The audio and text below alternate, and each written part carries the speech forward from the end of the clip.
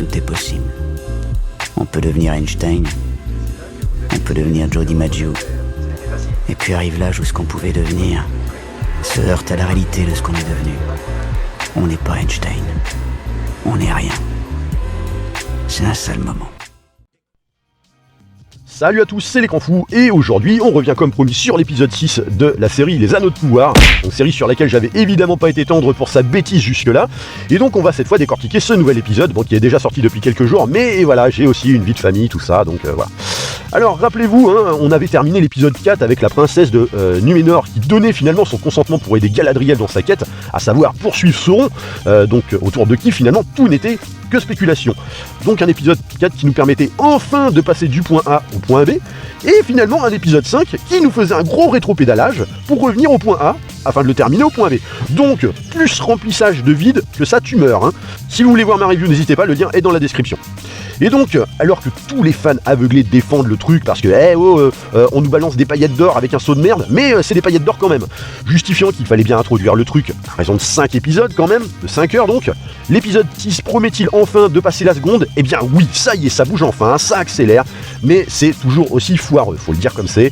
Non parce que, désolé les gars, arrêtez de croire qu'on n'aime pas parce que c'est lent ou que c'est Amazon ou encore parce que c'est le plus gros budget alloué à une série, c'est des trucs que j'ai vus sur certains réseaux sociaux. Hein. Au contraire d'ailleurs, à ce tarif-là, ils se doivent justement de justifier l'excellence. Mais non, on n'aime pas parce que c'est mauvais tout simplement. D'ailleurs, preuve en est qu'on est sur une même continuité, on a beau changer de rythme, c'est toujours la foire à la saucissement niveau cohérence. Donc, à 200 millions de dollars, je suis désolé, quand à côté de ça, je vois des gens qui disent « Ouais, sur, par exemple, House of the Dragon, c'est quasiment le même budget, et finalement, les effets spéciaux sont moches, machin de ça. » Ouais, mais dans House of the Dragon, ils ont payé de bons acteurs, ils ont payé des scénaristes, ils ont payé aussi le fait de tourner dans des vrais décors qu'il a fallu louer, etc., que ça coûte une blinde. Donc voilà, c'est incomparable. Ici, il n'y a rien de tout ça. Mais bref, passons à l'épisode. Alors on le commence évidemment avec l'armée d'Adar qui s'apprête à toquer à la porte de la tour de garde pour aller foutre le dawa. Donc une armée qui est passée de plusieurs centaines de personnes dans l'épisode 5 à peu près une cinquantaine, parce que tu comprends, sur la route, il y avait le bistrot de Dédé qui faisait happy hour. Alors du coup, les trois quarts ont déserté pour se taper une cuite. Donc oui, vous verrez les effectifs dans cet épisode. C'est un peu comme l'utilisation de la force dans Obi-Wan Kenobi. C'est selon les besoins du scénario. Manque de bol pour Adar, le secteur est complètement désert, tout le monde s'est barré, sauf Arondir qui enferme tous les méchants pas beaux dans la cour principale pour ensuite leur écrouler la tour sur le beignet via un stratagème très subtil. Au loin, on a Bronwyn, donc vous savez, cette fameuse bonne femme qui a décidé de s'autoproclamer chef du village, et donc avec son peuple qui contemple le grand pestacle, avec quelques échanges verbaux.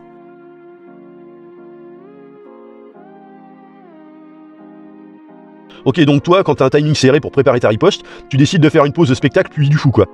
Donc ça commence plutôt pas mal cet épisode, dites-moi. Pendant ce temps, l'armée de Numénor, avec ses 3 navires, paye ton armée, étudie le temps qu'il leur faudra pour atteindre les terres du sud, à savoir 4 jours de navigation et 1 jour de cheval. Souvenez-vous-en bien, on y reviendra. Pendant ce temps-là, la team de Bronwyn et Arondir arrive au village qu'ils avaient finalement tous abandonné au début de la saison pour organiser la défense dans un plan qui sent bon la fraise. Genre, on bouge des galeries souterraines avec quelques planches en bois, on colle quelques archers sur les toits avec 5 flèches chacun, on plante des têtes d'orques pour effrayer les oiseaux, etc. Bref, tout le monde est au taquet Maurice pour accueillir l'armée d'Adar, qui se pointe une fois la nuit tombée parce que la nuit c'est plus facile pour filmer une bataille avec pas grand monde et faire notamment illusion. Hein. Donc pour rappel, une armée qui s'est pris une tour sur la tronche, donc ils devraient plus être très nombreux, en fait si, les voilà qui arrivent et visiblement Dédé à fermer le bistrot parce que l'armée d'Adar est repassée à plusieurs centaines de personnes pour le besoin du scénario. Bon, en même temps, je comprends Dédé parce que les orques c'est un peu chiant, ils payent leurs binous avec des oreilles humaines et franchement c'est pas avec ça que tu payes le loyer du bar quoi. Donc l'armée arrive dans le village et se fait emprisonner par les flammes embrasées par nos héros. Là, l'ennemi est retombé à quelques dizaines de guignols, sûrement à cause d'une seconde désertion au sein justement des soldats parce que en même temps tu comprends, c'est la saison des girolles. Et donc démarre une bataille absolument dantesque avec une ampleur incroyable qui nous montre donc 2 Gus qui se fight par-ci, 2 autres qui jouent à Shifumi par-là, et donc Arondir sauvé in extremis par Bronwyn d'un orque géant qui voulait jouer avec lui à regarde-moi bien dans le pic à glace. Victoire des gentils mais qui déchante rapido quand ils découvrent qu'en fait, ça alors, mais c'est nos anciens potes du village qui ont décidé de prêter allégeance à l'ennemi sur recommandation de Judas.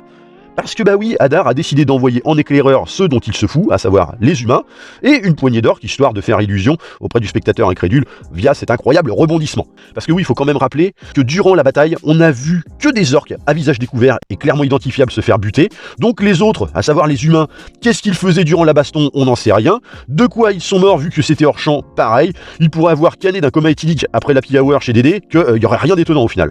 Du coup, tout le monde est triste parce que, bah tu comprends...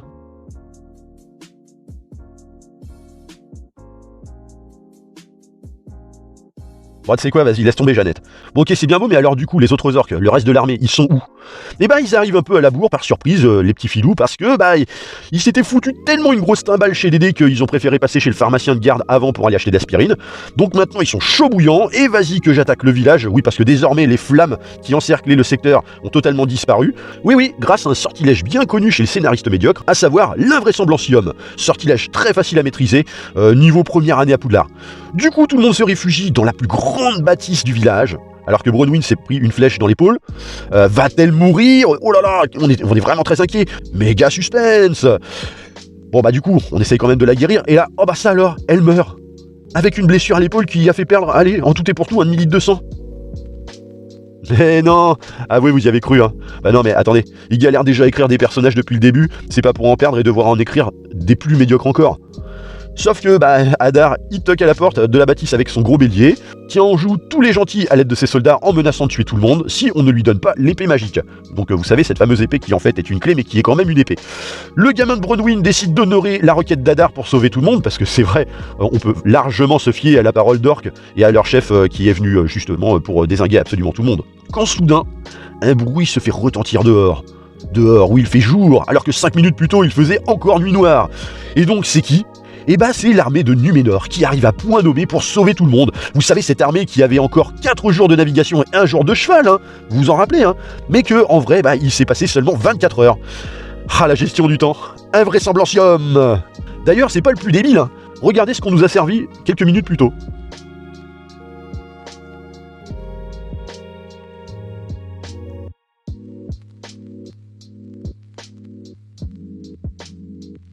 Jour, nuit, jour, nuit.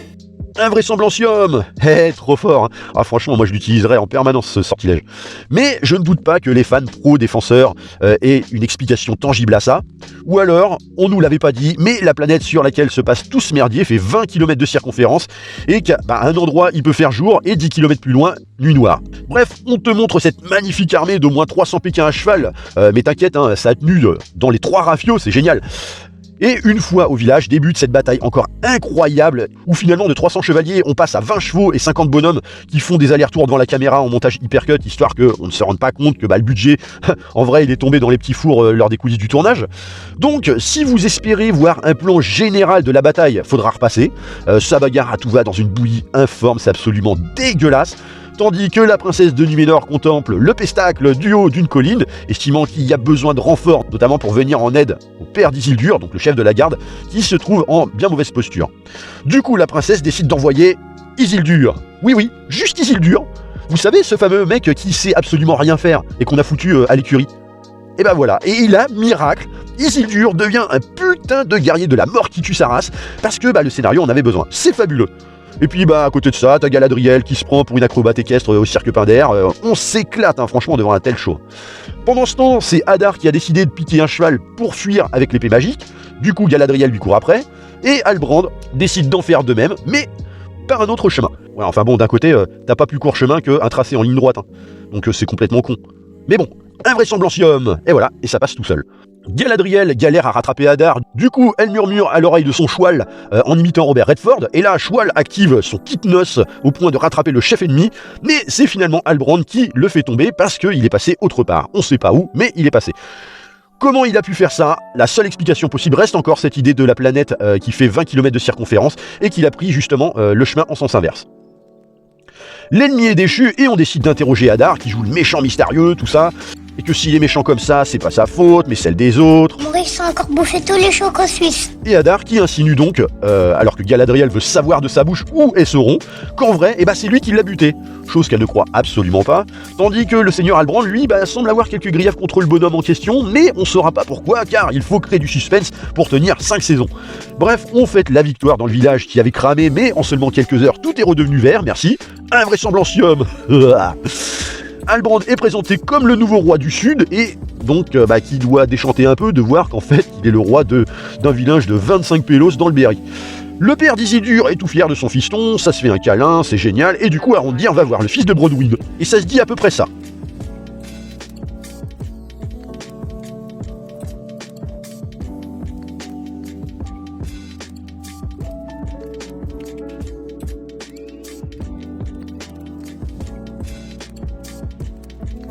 En gros, la mec, c'est comme si tu demandais à Gollum de jeter l'anneau unique dans les flammes du Mordor.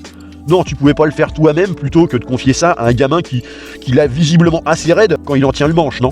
Et donc le gamin de déballer l'épée du tissu qu'il a protégé pour finalement découvrir qu'elle a été remplacée en cours de route par une hache, tout ce qu'il y a de plus banal, mais que personne n'a daigné vérifier, ni même contempler l'arme depuis sa saisie des mains de l'ennemi. C'est quand même fabuleux, hein. Mais alors, où est l'épée ? Eh bien, c'est Judas qui en fait s'est barré avec.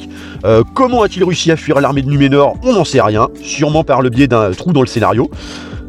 Et donc Judas qui est parti au barrage du coin parce que l'arme est en fait une clé qui permet de libérer les eaux de ce fameux barrage. Les eaux qui vont se déverser dans les tranchées qu'ont creusées les orques de Hadar afin d'atteindre le volcan le plus proche et provoquer son explosion.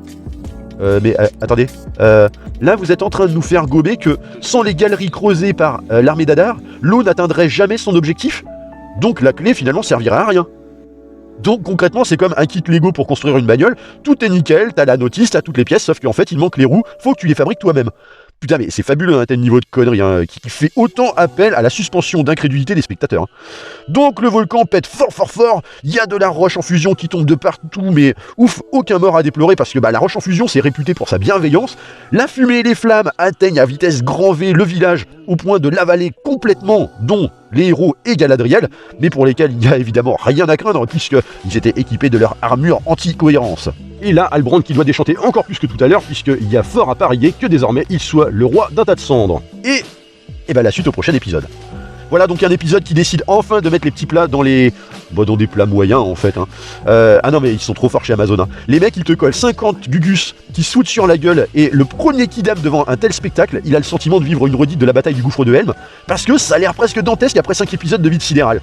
Et alors attendez, parce que là, vous avez assisté à la bataille, mais j'annonce, et annoncez compte double, qu'au prochain épisode, donc l'avant-dernier, on va bien se faire chier comme il faut, puisque oui, je tiens à vous le rappeler, qu'on n'a rien vu en ce qui concerne l'intrigue molle du genou autour de Halbrand et Durin, ou encore celle des pieds des pieds velus. Donc, préparez-vous parce que là, concrètement, l'épisode 7 ne va tourner que autour de eux, pour laisser le suspense sur nos combattants de l'épisode 6, afin de faire un gros règlement de compte à Hockey Coral pour l'épisode final. Bref, vivement la suite, pour encore plus de choses, ça va être époustouflant. Ah là là là là. Voilà, j'en ai terminé pour cette review. Pour le jeu de la réplique, c'était sur la review de Blonde. Il fallait trouver La Guerre des Mondes de 1953 et réalisé par Byron Askin. Comme d'habitude, je vous invite à laisser des petits commentaires dans la bienveillance. On n'hésite pas à liker, à partager, mais aussi à s'abonner à la chaîne pour me donner plus de visibilité sur le YouTube Cinégame. Et on se retrouve très rapidement pour une prochaine review. Bye bye.